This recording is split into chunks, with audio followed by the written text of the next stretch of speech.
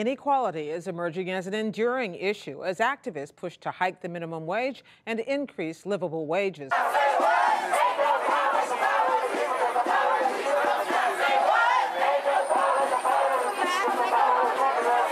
Fast food workers in New York were out at sunrise shouting their message. All city! All city!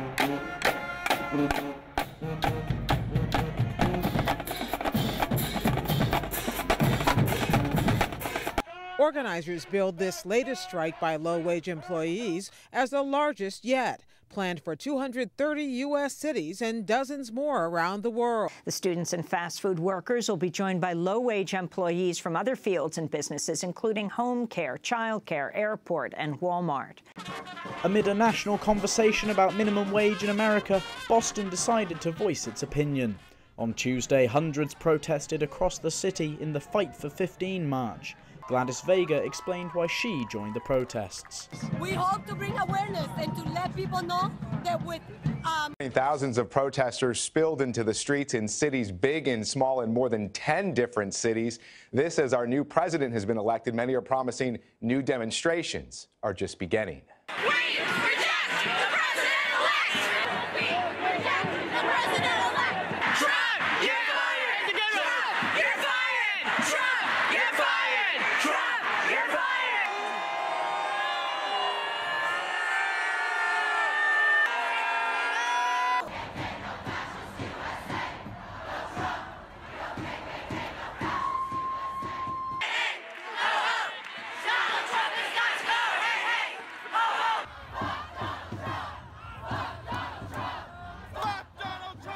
And back in Los Angeles overnight, hundreds of people shut down a major highway through downtown LA.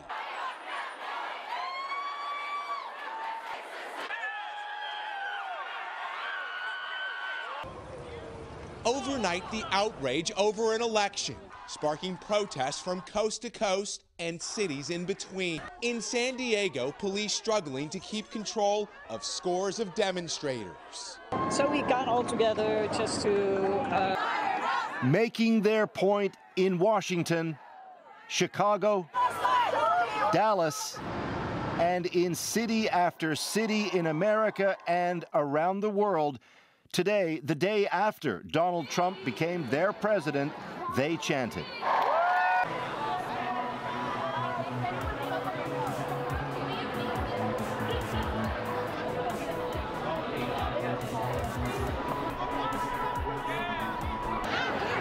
In Washington, the crowd was so big, plans to march near the White House had to be canceled. Where 150,000 people turned up for a rally in Chicago's Grant Park, so many more than expected.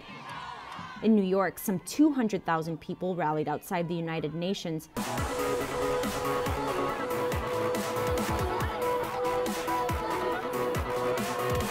There were women and men of all ages from all over the country, a mix of ethnic, religious, and class backgrounds. Women matter.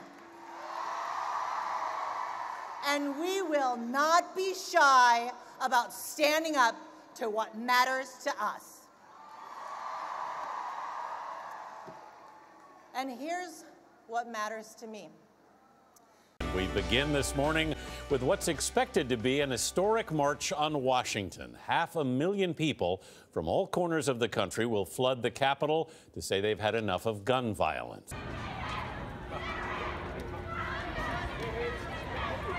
We are marching, marching for our lives.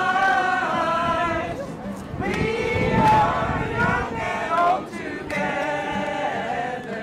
and we are marching, marching for our lives. Tell me of those things.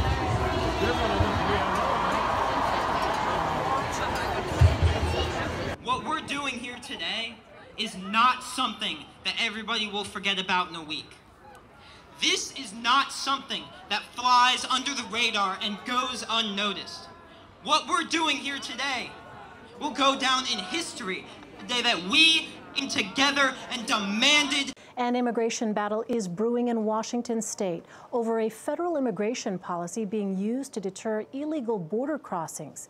Immigration officials confirm more than 650 migrant children have been separated from their parents after entering the U.S.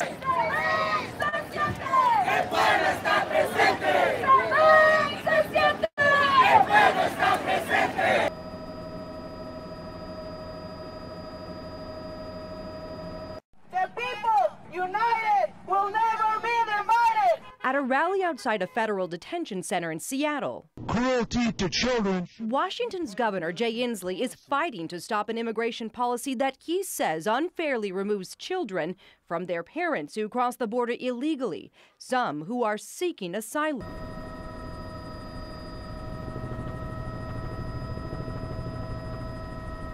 Ripping sons from their mothers and young women from their fathers is un-American. And I also think that the party system has kind of gotten thwarted into something that...